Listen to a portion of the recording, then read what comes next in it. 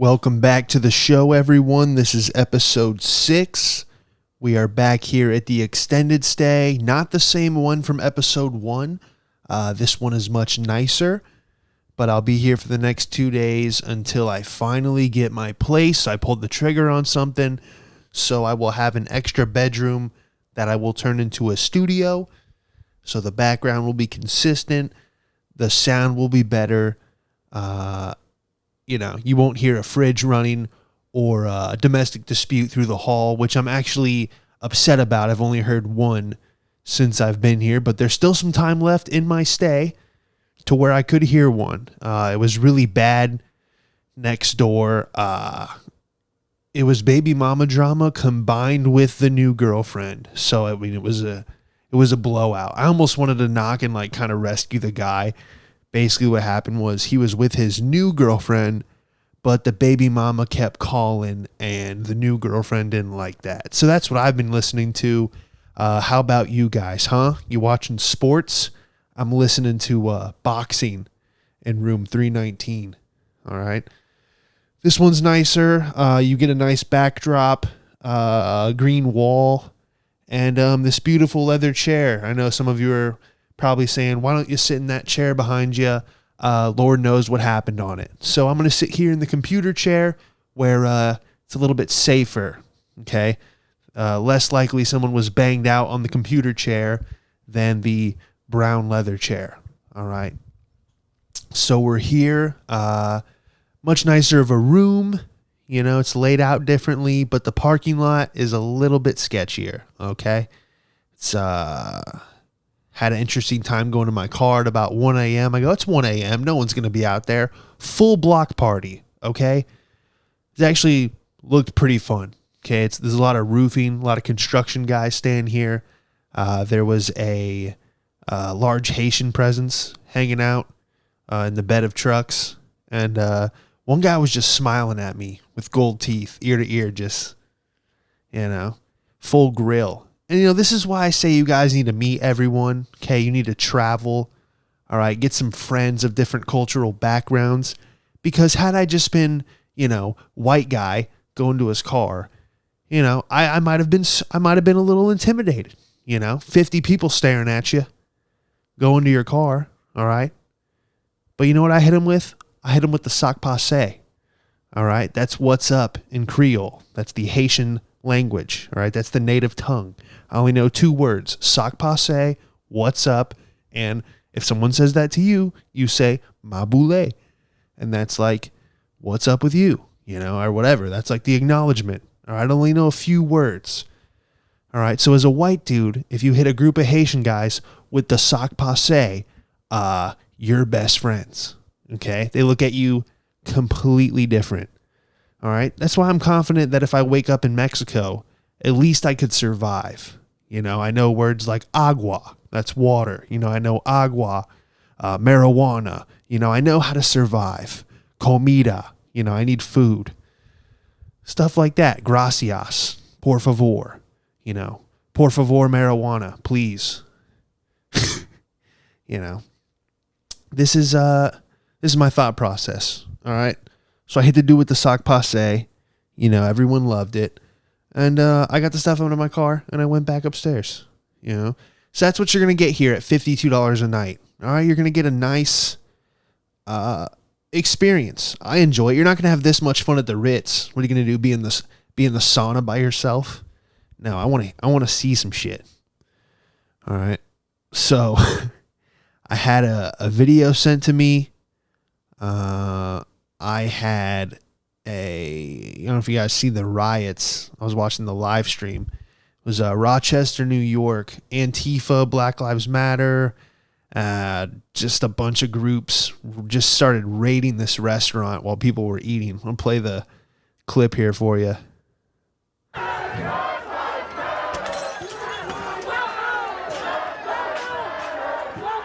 So you hear all the glass breaking. There's families getting up, leaving. The servers don't know what's going on. One lady does a mic check halfway through. See if I can. There goes a chair. One guy saying, "Stop, what are we doing?" You hear this, lady? Mic check. Mic check. You know, she's checking her microphone before the rally. You know, so when I first, or during the rally, I should say, when I first watched this video, I was like, damn, man, this is actually kind of intense. You know, people are just getting chairs thrown at them. You know, like, what would you do? You're just sitting there with your family. All of a sudden, a brick comes through your table. But it's got to be a bright side. You know, there's got to be a server there that's just like, thank God this shift is over. You know, I waited tables 3 years in New York, and there was times where I'd go back in the kitchen and go, damn, if only someone would flip table 41 over for me. They're a real nuisance. How much mayonnaise do they need? You know, and then you walk outside and you hear, Black Lives Matter. Someone throws some Molotov at their table. You'd grin a little bit, you know. You go, this night turned around. You know, if your manager's chewing you out, put your phone down. Table 87 got cheese on their burger. They said no cheese. You're the worst server ever. What the fuck are you doing? You know, and then a bar stool just came cartwheeling across the dining hall and hit him right in the forehead. You'd probably join Antifa. You know, you'd be like, you know what? You guys are making a lot of sense. Death to the establishment. You know, so many times I would go, this place should just burn to the ground. And then you come back out of the bathroom and you go, holy shit, this place is on fire. Black Lives Matter. You would join in. You know the kitchen was probably overrun.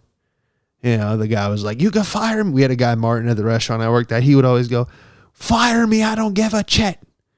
Go ahead and fire me. I don't give a shit. Because he knew no one was going to replace him. Who else is going to work 15 hours a day?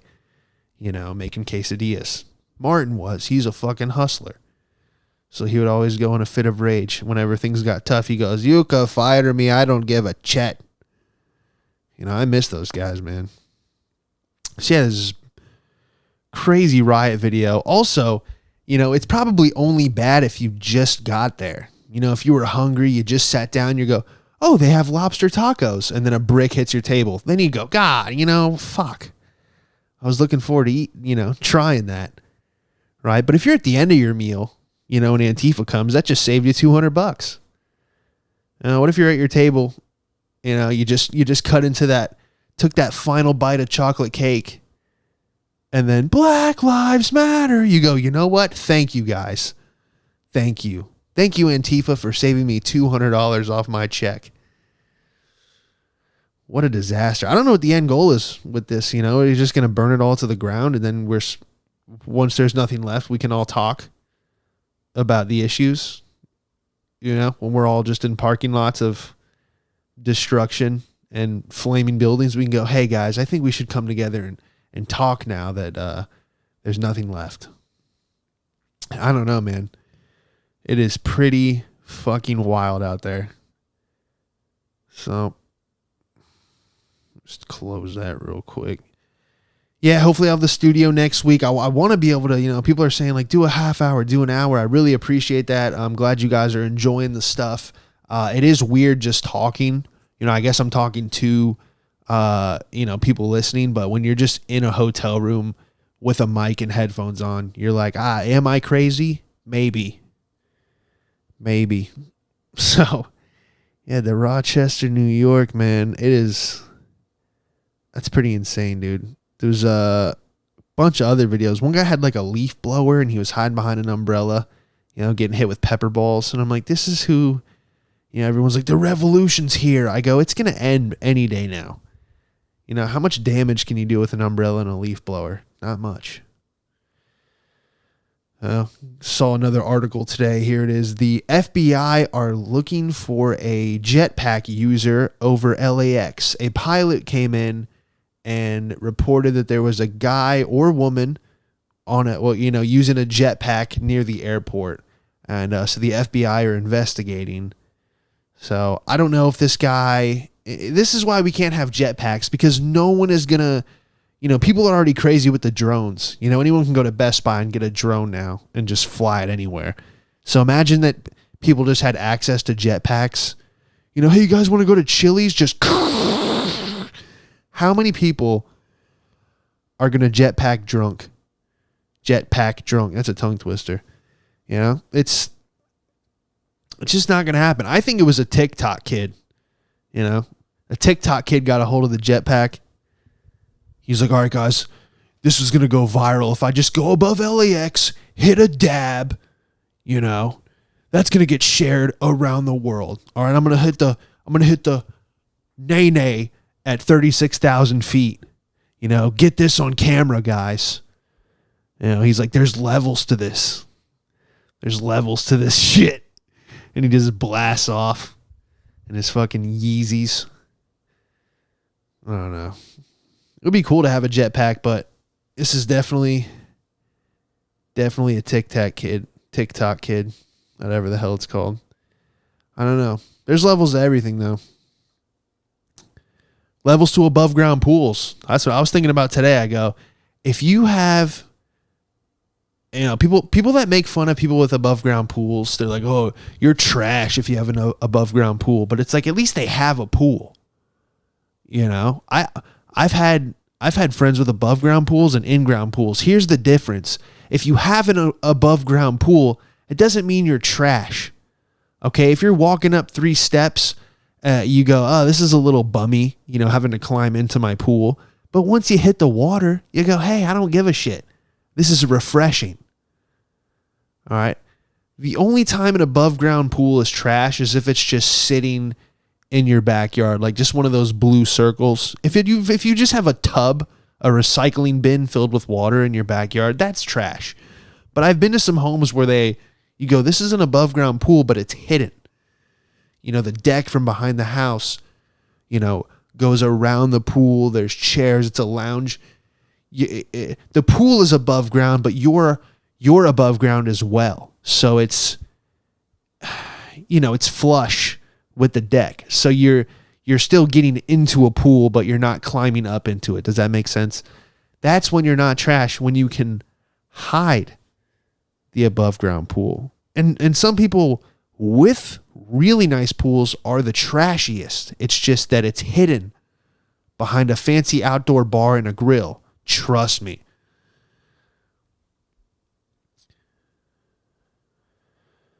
Above ground pools. I was thinking about comedy, man. I do miss stand-up. I didn't think I would miss it this much. But then again, you know, you dedicate 6 years of your life to getting up every night as many times as you can and telling jokes. And then that just kind of comes to an end. You know, I'm grateful that I can switch to the podcast. But I do miss it. I was thinking about the worst I ever bombed and some of the worst intros. The other day, I was thinking about the worst intro I ever got. It was at District 7 in downtown LA. Shout out District 7. Really nice place. Beautiful club sound system. And it's a black-owned business, so it is one of the funner shows. You know, I do like performing in front of all black audiences. It's, you know, because here's the thing. White people want to they want to get offended on behalf of another culture. So if you do an Asian joke, they're like trying to find the Asian in the room to see if they can laugh. Black people don't give a fuck. That's why it's the best show. It's not that they don't give a fuck. It's they don't give a fuck about that PC shit. If it's funny, they're going to laugh. If you're destroying somebody or something and it's funny, it's all about intention. So shout out to Adam Abrams, Andrew, anyone who's ever came out to District 7 to see me perform. You probably saw or witnessed the worst intro anyone could ever get. I was told by the host, he goes, hey, you're on next. I'm going to bring you up. What do you want me to say? I go, I don't know, tell them that you can see me at the Laugh Factory on Friday, and that, you know, just do the generic, oh, you've seen him all over LA. This guy performs, you know, at all the clubs, give it up for Sean Madden, right? He goes, all right, cool. I got you. No problem.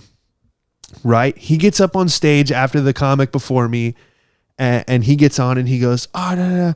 All right, coming up next, we got the realest N-word in the building. The realest N-word. And I go, oh, I thought I was next because obviously I'm not the realest N-word in the building.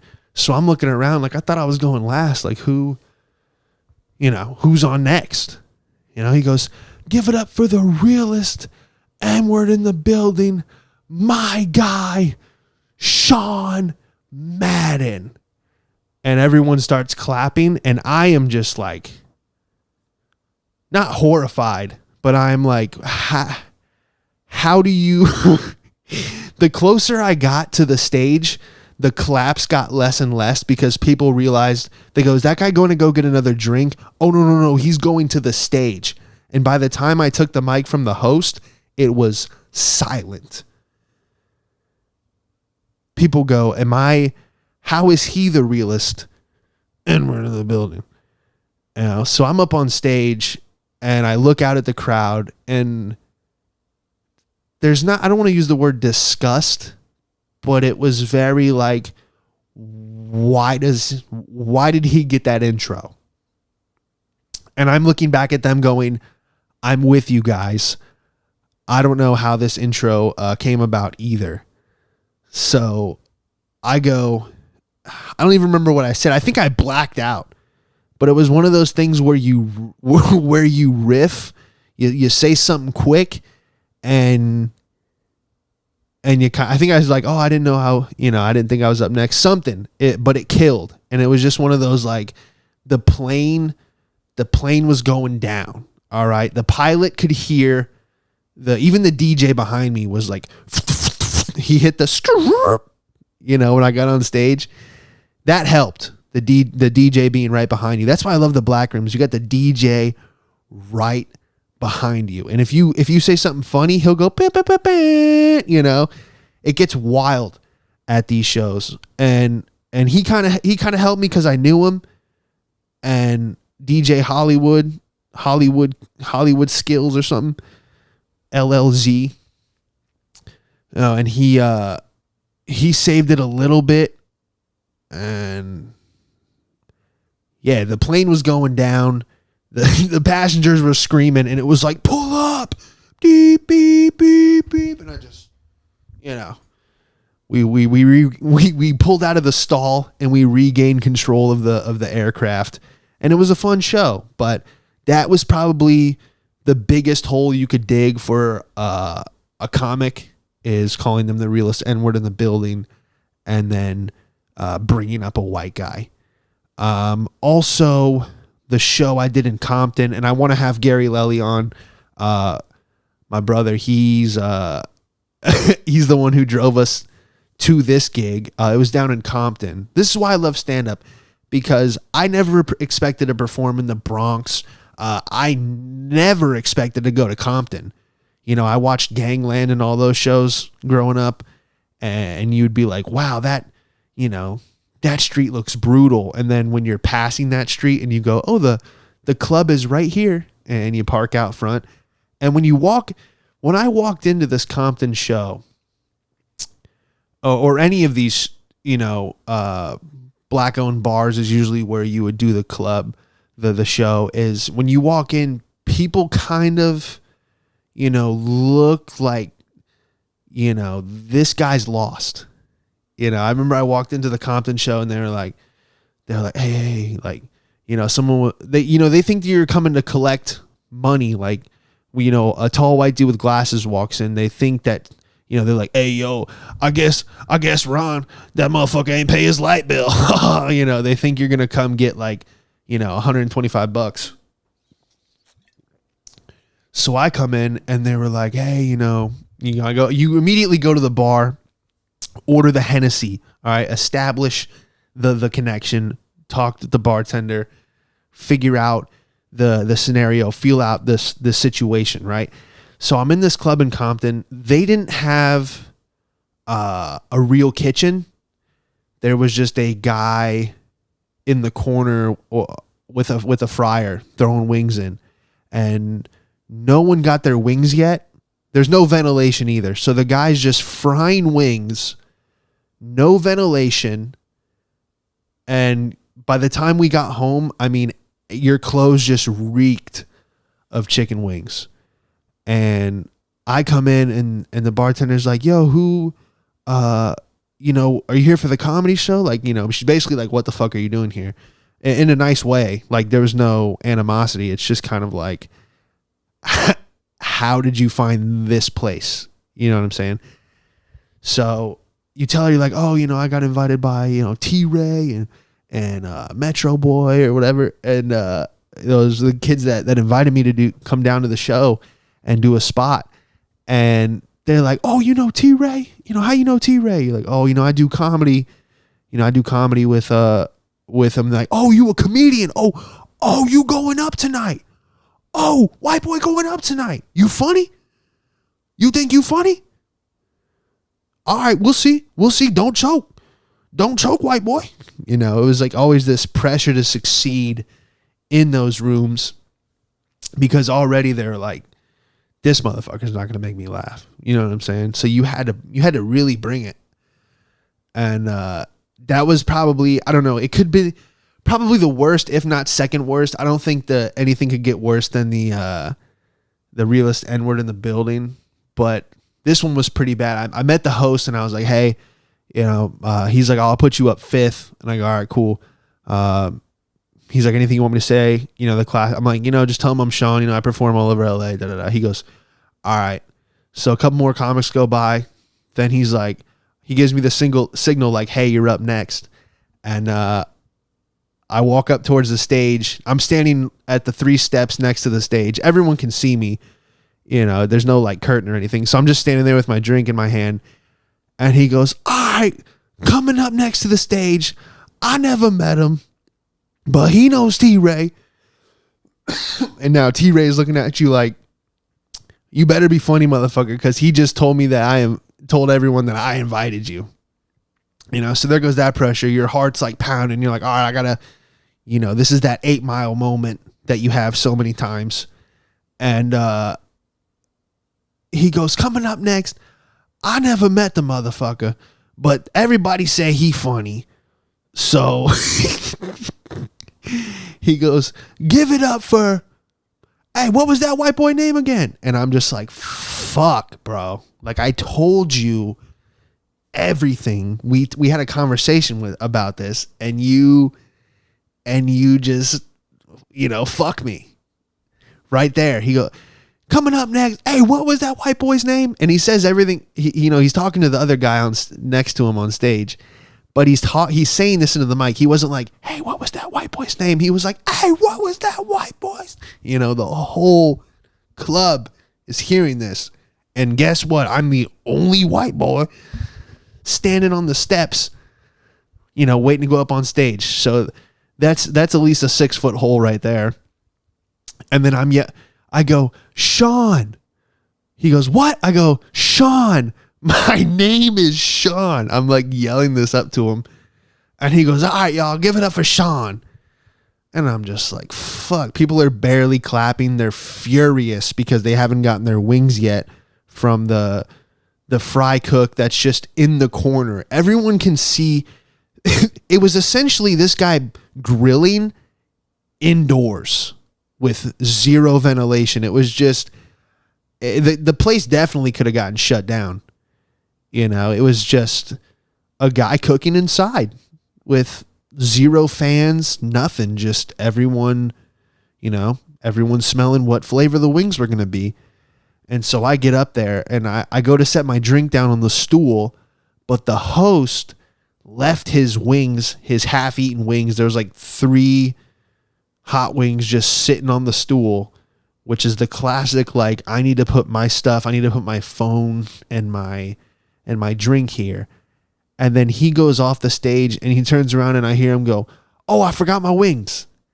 And he runs back up on stage and he goes, my bad. As I'm like 30 seconds into my act. So, and that show didn't go too bad actually, but it's just, I was just thinking the worst intros ever were just the realest N-word in the building and everyone just looking around like, oh, who is the realest N-word in the building? And then I grab the microphone and then just someone giving you a half-assed intro and then yelling, what's that white boy's name, into the microphone again, right before you go on. Yeah, just some old thoughts I thought of at a red light. But yeah, the last thing I'll say is I've been seeing a lot of Honda trucks, these pickup trucks made by Honda. And I got to say, man, I'm not a big truck guy. Okay. Like I don't get involved in the what's a better truck, Ford or Chevy?